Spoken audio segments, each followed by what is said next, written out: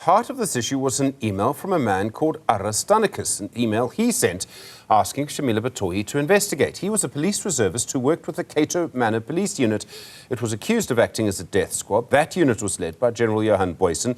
He was charged by the NPA in a process involving Andrew Clarke. Those charges were eventually withdrawn after he argued the charges had been brought to stop him from investigating people linked to then President Jacob Zuma. Someone who's worked with Aris Danikas is John Clarke, a social worker and justice and peace monitor. John, good morning to you. This is a long and tangled story. We need to start at the beginning. Who is Aris Danikas, and how was he involved in what was happening in Kato Manor? Well, yeah, the context for me getting involved was that I was approached by him 5 years ago because an article had appeared in the Daily Maverick which actually had not given him the right to reply. And by then I'd set out my stall as a social worker to be supportive to whistleblowers. And it was my baptism of fire because I never realized how complex it would be. He won that particular instance in terms of what, the press counsel did rule in his favor. Daily Maverick had to retract. But as I got to know Aris, he's become, in a sense, I call myself a bit of like a praise singer, because this is a good news story about whistleblowing. He'd fled the country in 2006. He'd come to South Africa as a 17-year-old with an uncle, and he had very good in computers and things like that. Started a business providing computers and selling computers in Durban. And he got to know Johan Booysen, and they became friends. And then he said, well, I want to serve the cause of justice. I come from Greece, which is where democracy started. I want to participate. And then, so for about 10 years, he was very close friends. But then he became more and more disquieted about what he was seeing. And he made a decision to become a whistleblower. But what was he seeing? He was seeing people being murdered. Yeah, now this is being played out in the inquiry at the moment. He was seeing suspects who had been basically left to die without medical attention. He had seen evidence of the one case which has shocked everybody, a 16-year-old boy shot and killed. And he then obviously engaged with the NPA in 2005 to 2013, when the whole state capture thing was going on. And that's when these charges were brought of racketeering, largely relying on his evidence, until things started going haywire, and there was a strong fight back came. And what Johan Booysen was very successful in doing was creating a false narrative that he was a victim of state capture. Now, that's just not true. And Aris was so frustrated because a lot of the media and journalists they bought that narrative, that plausibility structure. Okay, so Danikas sees what he says are these murders. Booysen was leading the unit at the time. Booysen eventually gets charged. There was a big fight in the NPA and a big fight almost in society about whether Booysen should be charged or not. And in the end, he wasn't, and Clarke played a role, if I remember it correctly, in trying to make sure that those charges stayed. Is that right? So Clarke was saying there should be a probe into these claims. He was. And then he was overruled by, when Advocate Batoyi took over, she appointed the special panel to advise her of senior people, Rodney de Kock. And they basically came to the conclusion that, that these racketeering charges wouldn't stick. Now, what he had successfully achieved there is in the Natal court, he was able to get Judge Trevor Gorvin to actually find that the acting NDPB at the time, Jiba, had not applied her mind in applying the racketeering charge. But what's important about that judgment, Judge Gorvin said, you haven't reached the bar for a racketeering thing. Go back and decide and repair it. And it was in that process, they didn't repair it, they tried to sideline it, and now the truth is now coming out, that there was something going on in the NPA to basically downgrade this, to abandon it, so that, and I believe it's because Johan Booysen wanted to sue the NPA for wrongful arrest and all the rest. So then Danikas sends this email to Batoyi, and from what I understand, the email was basically saying, this is what you need to actually do, these are the decisions you should make. Exactly. And she is now basically facing the music by having to say, well, why did she not apply her mind and actually read what was there? I can disclose, I might be called as a witness, I can't say too much, but I also wrote to her in 2002 after I'd supported Aris through this thing, and I said to her, please, can you examine these things? There's a false narrative being peddled here, and I did this because as a social worker, I can't do my job unless the NPA does their job. Yeah. I'm not there to sit in judgment on people. We rely on the courts to actually do their necessary to determine guilt. And I just felt this was a very serious continuation of a captor narrative, frankly.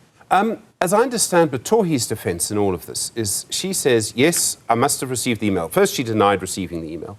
Then, Tembeka Ngluka-Tobi, the advocate, he's a senior counsel, is representing Clarke, was able to prove that the email had been sent to her. And her defense at that point was other senior people should have dealt with it. Now, I've never run the National Prosecuting Authority, but that would seem maybe not entirely correct, but certainly not unreasonable. I mean, I presume that someone senior would have needed to deal with this complaint. They did. And, you know, and Advocate Rodney de Kock was the obvious... The deputy head of the NPA. Deputy head. And he wrote a long report in which he actually effectively recommended the racketeering charges not be reinstituted. But even in that report, he said, there was also, there's not to say that what did the word they use, the subsidiary cases should not be investigated. And those were all then sidelined. And now they're all coming up. And we're seeing, I think Shamila Batoyi, you know, realizing that she was basically kept in the dark. There were some dynamics happening in the NPA. Who knows what it was? You know, I don't have the privilege of knowing deep inside story.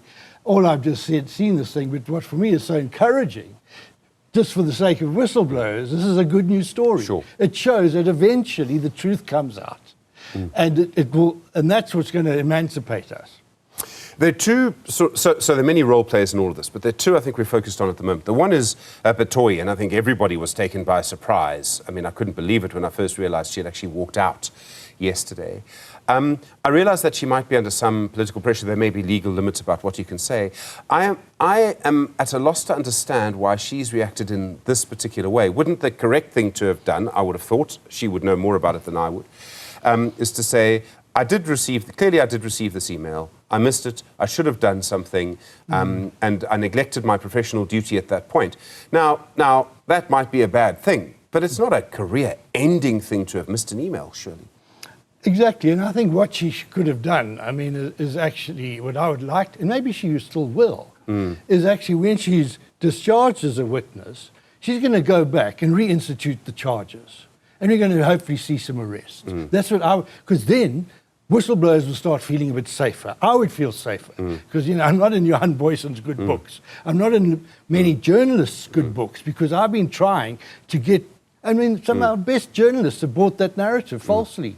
So I'm trying to say this is a day of reconciliation. Well, I'm now seeking to reconcile with all those journalist friends. You're not one of them, Stephen, who kind of bought the false narrative. You kept asking the hard questions of me too, and that's what I will require. And where does this leave Andrew Clarke? Because he wanted the charges against Booysen to remain. Is that right? He was one of the people. Also seemed to have been conspired in this conspiracy to basically target Johan Booysen as being a victim of state capture. And he basically didn't believe that, and because obviously, and then so the assumption was made, oh, he's a Zuma guy, he's part of the whole thing, you know. And I've learned as a social worker, 45 years, never rush to judgment too soon. You know, one of my whistleblowers says, he's got a lovely way of putting it, but his wife, he says, God kan 'n reguit lyn trek met 'n krom stok. You know, God can write straight with crooked lines. Yes. We must be very careful of buying into false binaries, these neat narratives which say, he's the goodie, I'm the baddie. And even with the Mhlanga Commission and the other commission and the Parliament, I've been pleading even with Parliament. I said, folk, you're there to actually establish truth. You know, and the Parliament, the courts, you know, the media, this is where we look to for the search for truth. And we have to be more vigilant about doing that. I mean, there's so much about whistleblowers in the environment at the moment. This, from what you say at the moment, could be a huge victory for Aris Danikas.